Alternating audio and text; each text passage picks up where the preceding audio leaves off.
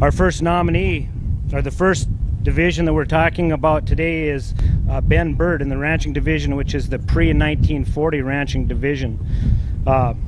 Ben Bird was born in Texas in December of 1864. He made his first trail drive north to Montana in 1884, and in 1886 he hired on for 3 separate cattle herd drives headed north from Texas. He piloted that first herd because he'd been up the trail twice before, in 1884 and 1885. In 1887, Bird brought cattle for the Long X outfit to the mouth of the Little Missouri near today's Williston. His last drive was in 1892 with the Diamond C herd in the Killdeer Mountains of North Dakota, which is where he decided to plant his roots. He helped others too to find land, supplying them with horses and livestock, and in general aided in setting up the country for living. Later, he helped start the town of Almont, eventually establishing his own ranch in Medora. Quiet and direct, Ben Bird was a great storyteller, making history come alive for his friends.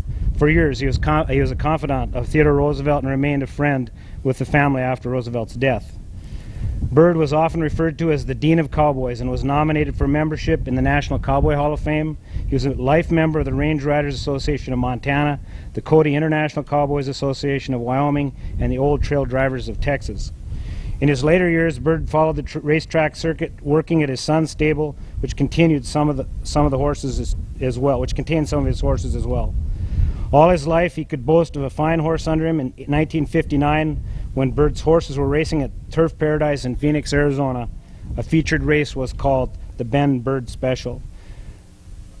The beloved horseman and cowman, who often said he wouldn't have traded his experience for anything else this world has to offer, he died here in Medora in 1962 at the age of 97, and he's buried in Almont.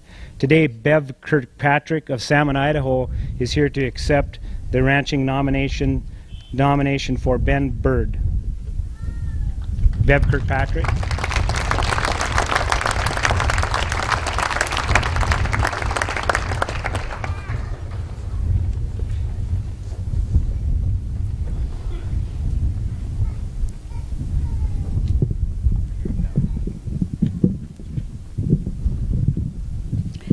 Thank you. I'm glad to see that Jim Tesher had some notes, because they told me if I brought notes, I'd be the first one that ever had. So I'm glad to see him. I'd like to have the grandchildren and great-grandchildren of Ben Bird stand up, if they would. They're right here at this table. Oh, wow.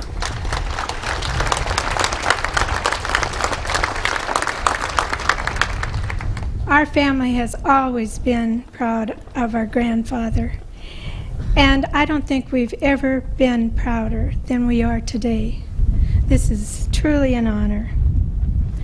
My brothers and I knew our grandfather very well. He was in the same household as we were all the first 20 years of our lives, and then he lived there for quite a few more years after we all left home. So we know him, but we know him in his older days. We didn't know him when he was young.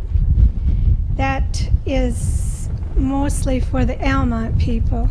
And there are a couple Almont people here today that have come to celebrate Grandpa.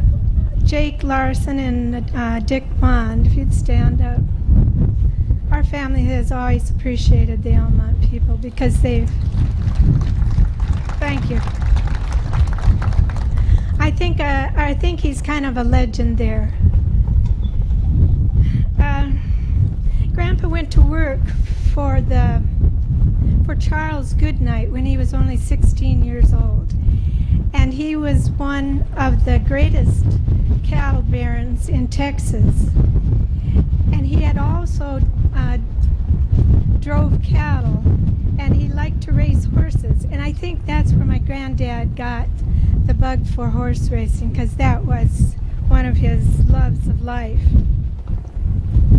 It's not surprising to me that Grandpa drove up that first herd of cattle from Texas into Montana. Probably what is surprising is that he went back and came up again and again and again. And on the second trail ride, he didn't bring cattle. He brought about 2,500 head of horses. And they come up into the Ekalaka-Baker territory. And Grandpa had a brother with him on that trip, and he was shot and killed by what Grandpa called desperados. He was only 16 years old.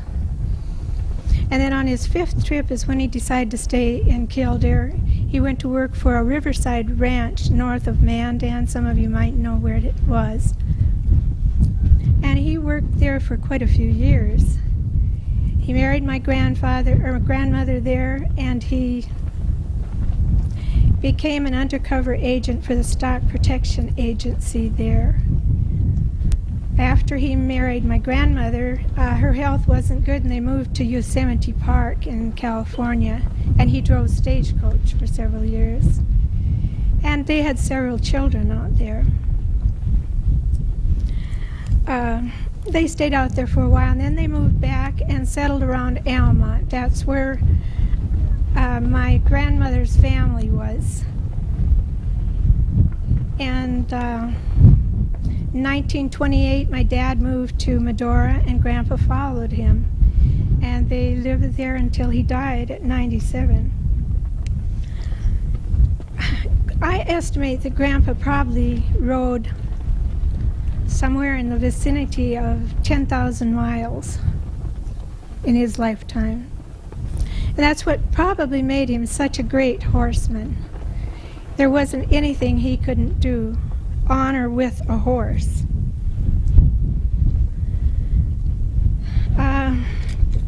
When he was 77 years old, he won a gold trophy cup for steer roping at the Miles City Range Riders Rodeo. And he was 77. And then he made his last ride when he was about 90. He loved to ride, and my dad really didn't want him to, but he could get a bucket, put it on the ground, climb on the horse. He still had the strength. And this day he got on and went across the flats over here on the south side of the tracks in Medora. And the horse got into some barbed wire and flipped over on Grandpa's leg. And Grandpa knew that his foot was still in the stirrup. So he reached up. He still had the presence of mind and the strength to reach up, grab the bridle, hold that horse's head down until somebody came by. And he said it was probably an hour. It might have just seemed like an hour, but a guy come by and helped him get up, and Grandpa was no worse for the wear. He had a lot of bruises, but no broken bones.